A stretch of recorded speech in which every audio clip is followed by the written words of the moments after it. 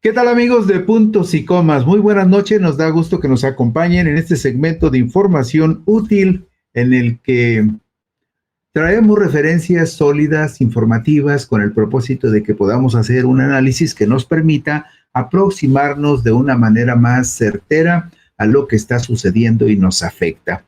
Ahora que se habla insistentemente de la reforma electoral promovida por la presidenta Claudia Sheinbaum Pardo y que además se formó una comisión gubernamental para promover los foros de consulta con respecto a esta reforma electoral, hay asuntos que no tienen mucha ciencia para decidir sobre ellos. Sobre todo si analizamos con detalle cómo funcionan ciertas instituciones y qué propósitos tienen y cómo cumplen o no cumplen con las funciones que en teoría deberán de estar realizando. Me refiero concretamente al asunto de la desaparición de los institutos electorales de los estados. Hay una situación muy concreta. Los institutos electorales de los estados están administrativamente sometidos totalmente a las decisiones del Instituto Nacional Electoral, en lo administrativo y en lo que corresponde a los criterios que deben normar ciertas decisiones.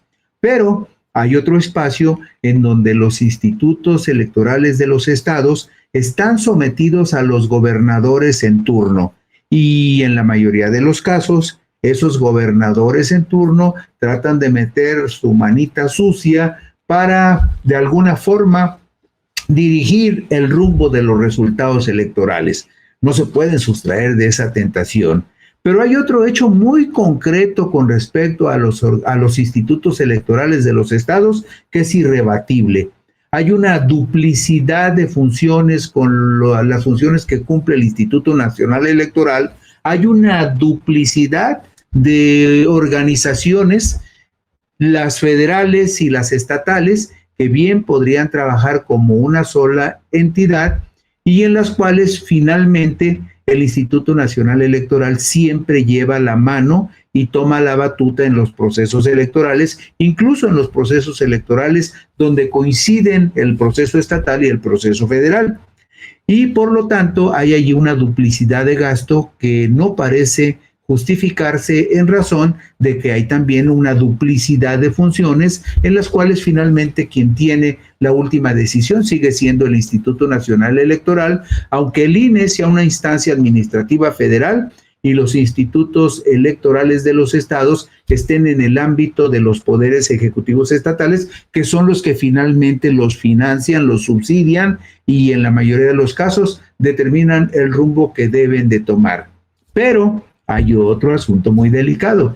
¿Quién designa a los presidentes de los institutos electorales de los estados y a qué intereses pueden responder? Bueno, esos son temas, aspectos que vamos a analizar con ustedes y que tendrían que analizarse con mucho cuidado cuando se lleve a cabo la reforma y se diseñen las iniciativas que cambien la estructura de las instituciones electorales del país.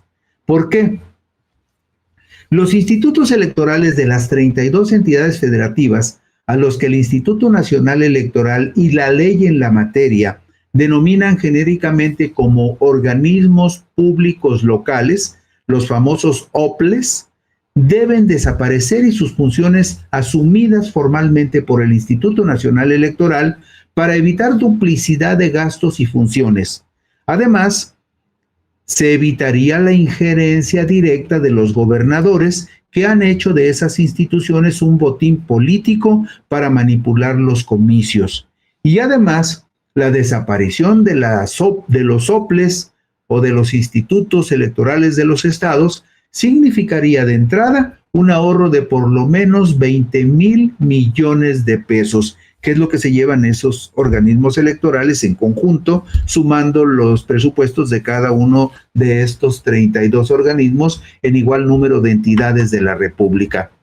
Las disposiciones establecidas en la Constitución Política de los Estados Unidos Mexicanos y en la Ley General de Instituciones y Procedimientos Electorales dejan claro el sometimiento de los institutos electorales de los estados al INE, que entre sus facultades tiene la de decidir todos los criterios electorales importantes por encima de los llamados OPLES, además de designar tanto a sus presidentes como a sus consejeros en las 32 entidades federativas del país.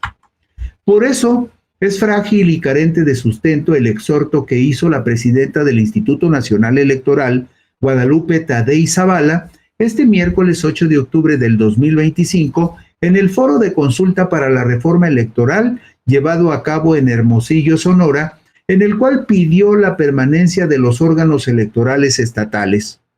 Desde el punto de vista de la presidenta del Instituto Nacional Electoral, es importante que se conserve la estructura de los organismos públicos locales, pues se estima que su costo debe ser observado como una inversión en la democracia y no como un gasto oneroso. La presidenta del INE participó ayer en Hermosillo, Sonora, en una consulta para la reforma electoral realizada por la comisión presidencial nombrada con tal propósito. El evento fue encabezado en esta ocasión por la secretaria de Gobernación, Rosa Isela Rodríguez, y por supuesto, al realizarse en Hermosillo, Sonora, estuvo presente el gobernador de la entidad, el morenista Alfonso Durazo, que usted sabe también que es el presidente del Consejo de Morena en toda la República. La mayoría de los actuales presidentes, este dato es muy interesante, la mayoría de los actuales presidentes de institutos electorales en los estados del país son herencia del grupo político que entre 2014 y 2023 controló el Instituto Nacional Electoral con Lorenzo Córdoba Vianello a la cabeza. Tan solo en octubre del 2021, ese INE, encabezado por Córdoba Vianello, nombró a los presidentes de 17 institutos electorales estatales. Ahí le van los nombres: Baja California Sur, Campeche, Chihuahua, Ciudad de México, Colima, Estado de México, Guanajuato, Guerrero, Jalisco, Nuevo León, Oaxaca, Querétaro, San Luis Potosí, Sonora, Tabasco, Yucatán y Zacatecas, y los nombraron a estos presidentes de los institutos electorales locales para un periodo de 7 años. Es decir, Lorenzo Córdoba Vianello, de tan discutida y discutible gestión al frente del INE, dejó herencia en los institutos electorales de los estados. Y en la diapositiva número 6 vemos quiénes integraban ese consejo del INE que estuvieron en funciones entre el 2014 y el 2023. Mire, cada uno de estos personajes tiene un escudito de un partido junto a él. ¿Por qué? Porque cuando se creó el INE en el 2014, los partidos políticos PAN, PRI y PRD se repartieron por cuotas y cuates las 11 plazas de consejeros del INE. Lorenzo Córdoba fue una propuesta del PRD, pero llegó con el consenso de PAN y PRI. Y ahí ve usted que cada uno de los consejeros tenía un tatuado en la frente el escudo y el emblema del partido que lo propuso. Usted recordará que uno de los más fieles y leales socios políticos aliados de Lorenzo Córdoba Vianello fue Ciro Murayama Rendón. Bueno, y este equipo, este grupo, este segmento de una representación política con inclinaciones más hacia la derecha que en otro sentido, dejó sembrados los institutos electorales de los estados, pues me imagino que con el propósito de preservar ciertos intereses y ciertos criterios. Nada más en el 2021, este Consejo General del INE aprobó el nombramiento de 17 presidentes de institutos electorales de los estados. Ahí usted verá si habría razones o no para pensar que habría que cambiar esos institutos electorales o en su momento, de acuerdo con lo que vamos a ver, simplemente desaparecerlos y que el INE ejerza las funciones en todas esas entidades federativas. En la fracción tercera del artículo 41 constitucional se establece que el Instituto Nacional Electoral es la máxima autoridad de carácter administrativo en esa materia en todo el país. Y los supuestos que establezca la ley y con la aprobación de una mayoría de cuando menos 8 votos de los 11 consejeros integrantes del Consejo, en los supuestos que establezca la ley y con 8 de 11 votos en el Consejo General, el Consejo General del INE puede asumir directamente la realización de las actividades propias de la función electoral que corresponde a los órganos electorales locales. Es decir, si el INE decide de repente que va a tomar el control de un instituto electoral estatal, solamente hay que votar y con 8 de 11 votos, el INE puede tomar el control de ese instituto electoral. También puede el INE delegar algunas de sus funciones a los organismos electorales estatales y además atraer a su conocimiento cualquier asunto de la competencia de los órganos electorales locales cuando su trascendencia así lo amerite o para sentar un criterio de interpretación. A estas alturas uno se preguntaría, ¿y en dónde quedó que todos esos institutos electorales estatales son autónomos?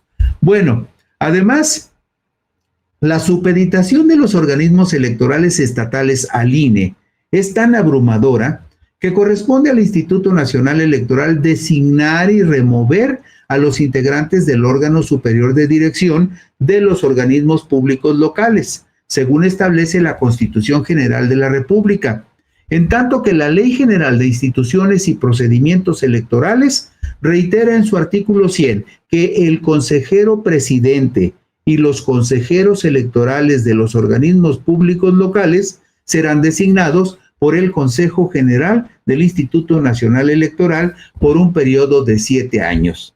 Bueno, agregue usted que para fines electorales en las entidades federativas, el Instituto Nacional administra también los tiempos que corresponden al Estado en radio y televisión en todas las estaciones y canales de cobertura en la entidad de que se trate.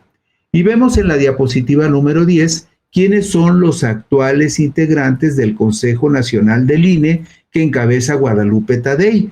Es muy probable que varios de los consejeros actuales estén también de acuerdo en la exigencia de que se mantengan los institutos electorales estatales. Sin embargo, es evidente que puede haber discrepancias porque si usted observa, los consejeros que aparecen con la etiqueta del periodo 2029, todos esos 4 fueron electos por insaculación, usted lo recordará.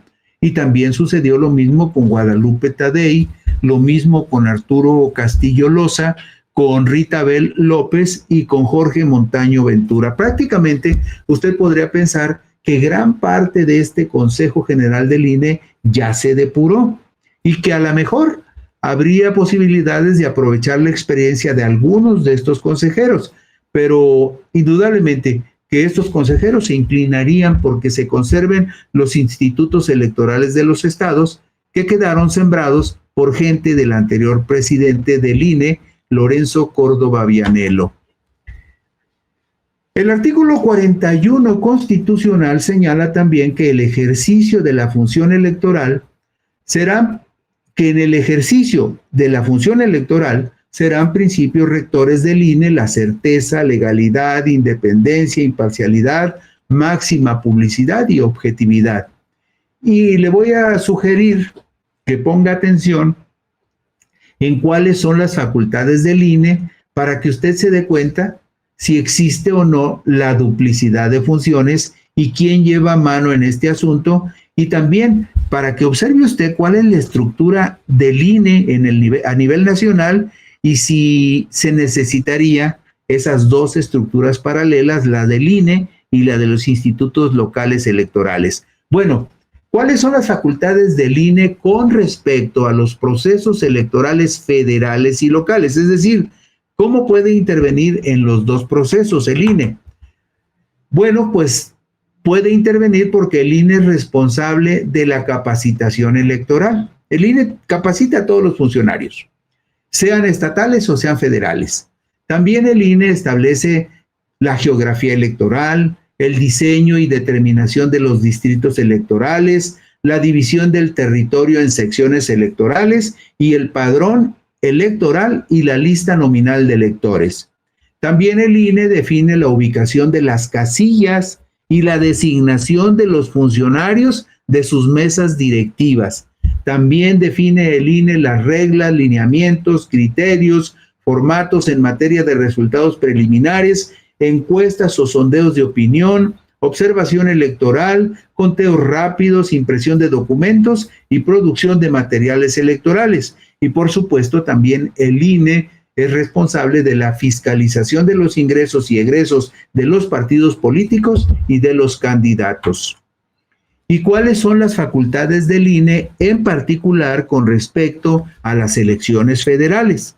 Bueno, el INE debe regular los derechos y el acceso a las prerrogativas de los candidatos y partidos políticos. Cuando hablamos de las prerrogativas, hablamos, entre otras cosas, del financiamiento público, de las franquicias, de la franquicia postal, de la franquicia telegráfica. A eso se refiere cuando dice que el INE tiene la facultad de regular derechos y acceso a prerrogativas de los partidos políticos y de los candidatos. También el INE es responsable de preparar la jornada electoral, de la impresión de documentos y de la producción de material electoral. También el INE se encarga de los escrutinios y cómputos en los términos que señale la ley, la declaración de validez y el otorgamiento de constancias en las elecciones de diputados y senadores y el cómputo de la elección de presidente de los Estados Unidos mexicanos en cada uno de los distritos electorales uninominales. Como usted puede ver, el INE es responsable de la capacitación electoral, de los funcionarios electorales, de definir dónde se van a establecer las urnas, de definir también la designación de los funcionarios de las mesas directivas de las casillas electorales. El Instituto Nacional Electoral puede asumir mediante convenio con las autoridades competentes de las entidades federativas que así lo soliciten, la organización de procesos electorales, de consulta popular y de revocación de mandato en el ámbito de los estados, en los términos que disponga la Constitución local y la legislación aplicable. Pero también recuerde que el INE puede decidir en algún momento que puede intervenir los institutos locales electorales para organizar directamente el proceso. Mire, en la diapositiva número 16, nada más como un dato de referencia para que usted se dé cuenta de lo que se gasta en los estados de la República, que quede claro una cosa. Uno es el financiamiento federal al INE y el financiamiento federal a los partidos políticos. Aparte de eso, los gobiernos de los estados financian a los institutos electorales de cada estado y además también le dan un subsidio de financiamiento estatal a los partidos, aparte del financiamiento estatal.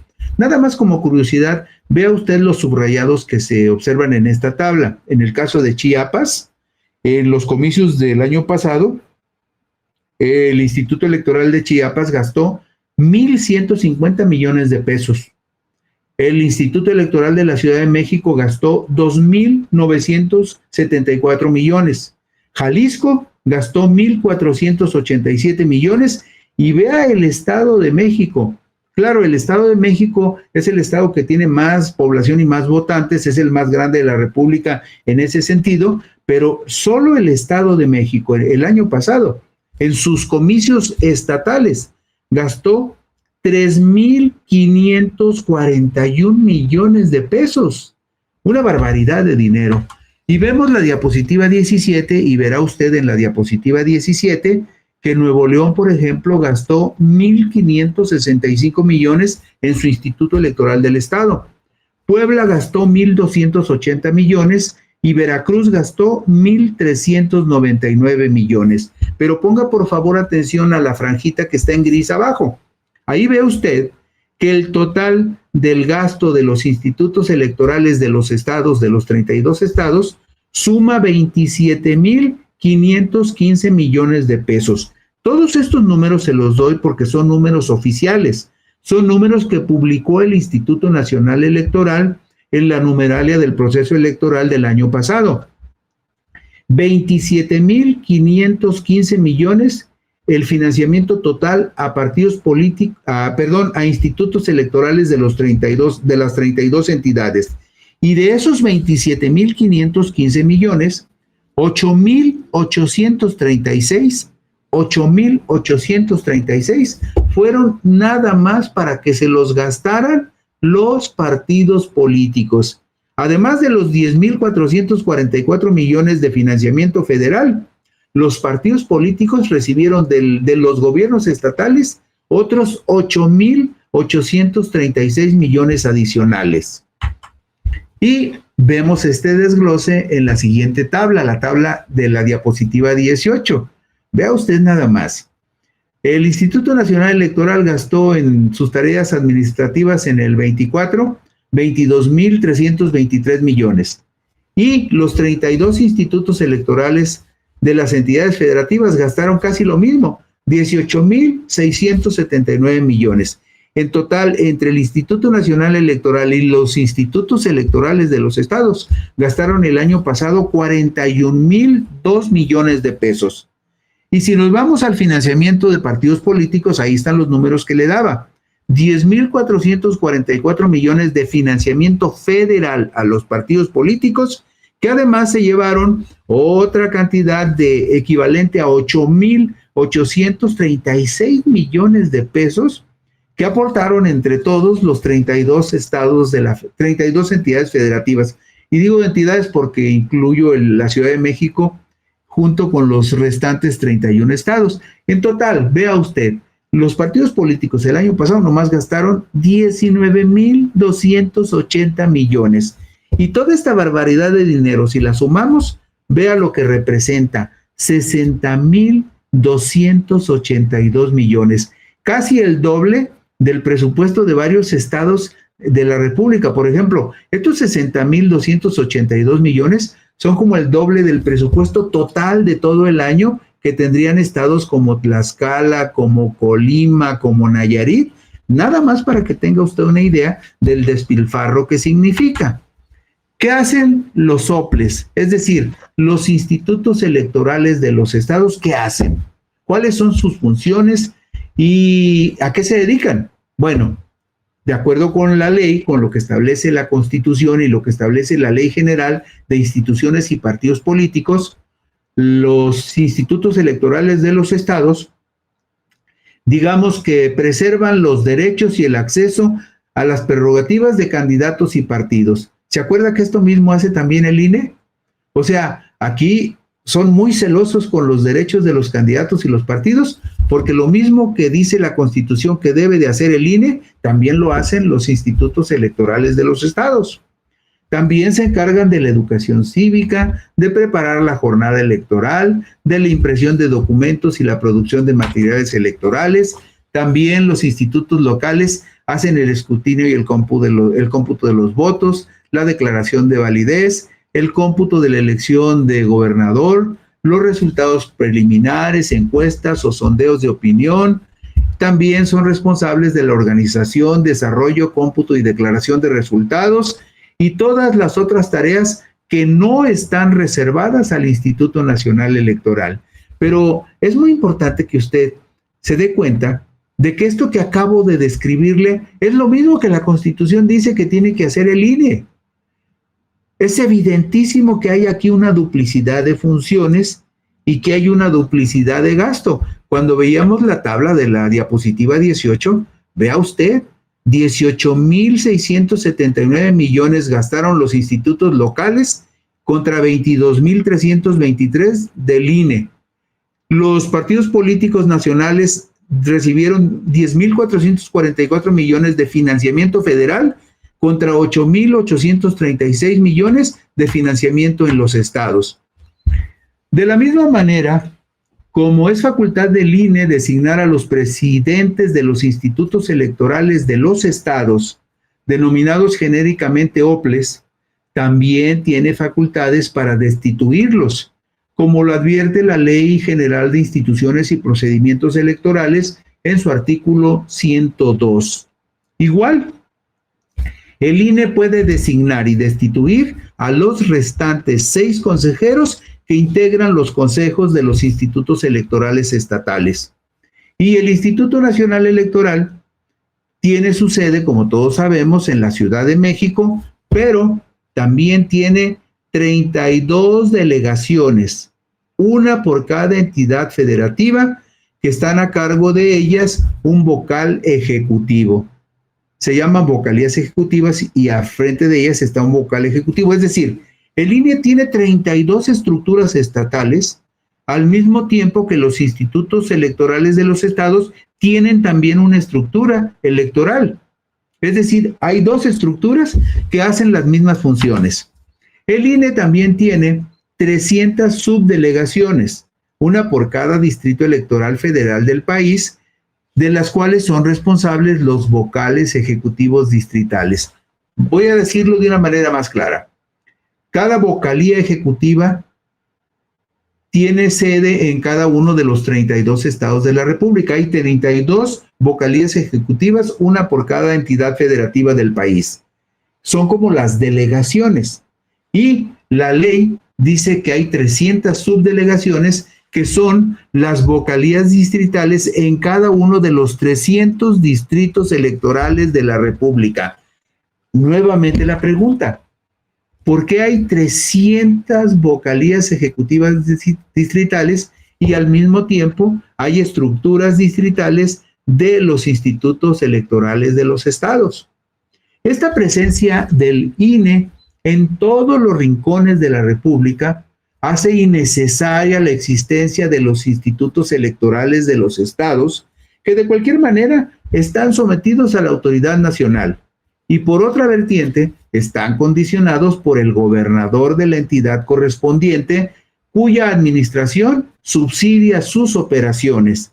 Por lo tanto, ante estas evidencias tan claras, la desaparición de los llamados OPLES pues es inevitable en la próxima reforma electoral. Simplemente no tiene ningún sentido racional que en el país existan dos estructuras electorales paralelas, una que integran los institutos locales electorales y otra que integran las 32 delegaciones del INE, más las 300 subdelegaciones que cubren cada uno de los 300 distritos electorales del país. ¿Para qué tanto? Si una sola estructura profesional como la del INE puede hacer esa tarea. Bueno, y con esto concluyo hoy Puntos y Comas. Gracias, buenas noches, descansen ustedes.